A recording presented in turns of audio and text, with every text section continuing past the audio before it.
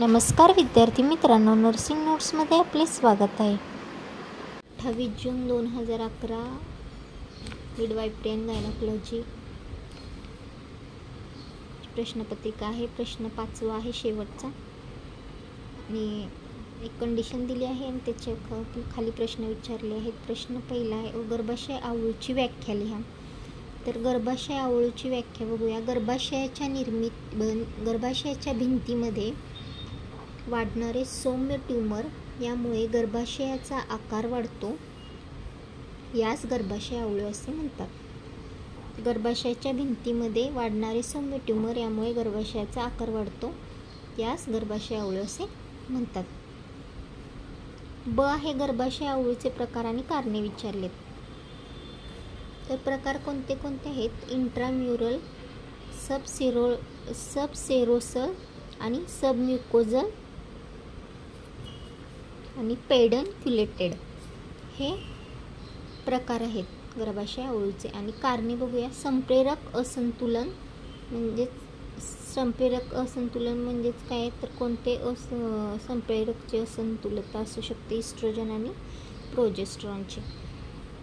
आनुवंशिक बदल आणि वाढीचे घटक या कारणांमुळे गर्भाशय आवळू होऊ शकतो. प्रश्न क आहे, श्री कांचनबाई यांची शस्त्रक्रियेपूर्वी व शस्त्रक्रियेनंतरची काळजी. शस्त्रक्रियेपूर्वीची काळजी बघूया. त्याच्यामध्ये आहे समुपदेशन, म्हणजे रुग्णांना प्रक्रियेबद्दल शिक्षित करणे, त्यांना मानसिक आणि शारीरिकदृष्ट्या तयार करण्यास मदत करणे आणि त्यांचे ज्ञान आणि आरोग्य परिणाम सुधारते. म्हणजे समुपदेशन केल्याने काय होतं? तर रुग्णाचे ज्ञान आणि आरोग्य सुधारण्यास मदत होते. आणि दुसरा पॉईंट आहे, मूल्यांकन करायची गरज आहे. रुग्ण शस्त्रक्रियेसाठी तयार आहेत, त्यांच्या निवडीबद्दल आत्मविश्वास वाढवण्यासाठी आवश्यक माहिती असल्याची खात्री करणे.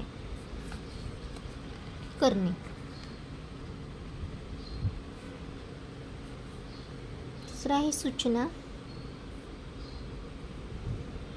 रुग्णांना औषधे, ॲनेस्थेशिया आणि शस्त्रक्रियेदरम्यान काय अपेक्षा करावी याबद्दल सूचना देणे. वैद्यकीय मूल्यमापन, रक्त चाचणी आणि प्रक्रियेबद्दल समुपदेशन करणे. तर हे महत्त्वाचे 3 पॉईंट आहेत जे शस्त्रक्रियेपूर्वी कांचनबाईंना सांगायचे आहेत. नंतर आहे शस्त्रक्रियेनंतरची काय तयारी. तर याच्यामध्ये आहे वेदना व्यवस्थापन. पहिल्या 2 आठवडे नियमितपणे वेदनाशामक औषधे रुग्णास वेळेत देणे. त्यानंतर आहार आहे, बद्धकोष्ठता टाळण्यासाठी थोडेसे जेवण घेणे आणि भरपूर पाणी पिण्याचा सल्ला देणे.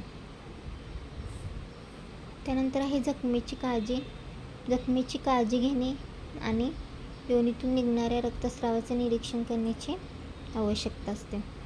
7वा आहे गतिशीलता. रुग्णाची मर्यादा मर्यादित करण्यास सांगणं, म्हणजे जर हालचाल, जड वस्तू उचलणे, जसे की गाडी चालवणे किंवा जड वस्तू उचलणे, हे गतिशीलता कमी करण्याची गरज असते. म्हणून गतिशीलता मर्यादा मर्यादित करण्यास सांगणे. शारीरिक उपचार. रुग्णास शारीरिक उपचार आणि श्वासोच्छवासाच्या व्यायामाची आवश्यकता असू शकते.